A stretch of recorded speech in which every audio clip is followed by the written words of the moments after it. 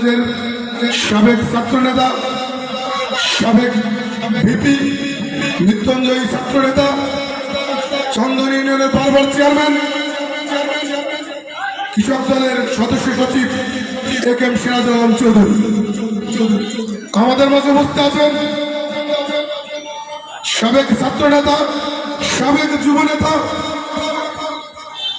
রাজবাড়ী পৌরসভার সাবেক মেয়র, বাংলাদেশ জাতীয়তাবাদী কৃষক দলের রাজবাড়ী জেলা শাখার যুগ্ম আহ্বায়ক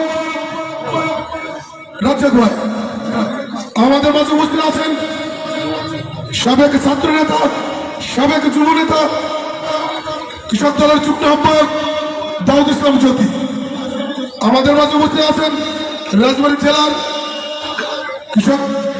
কৃষক নেতা,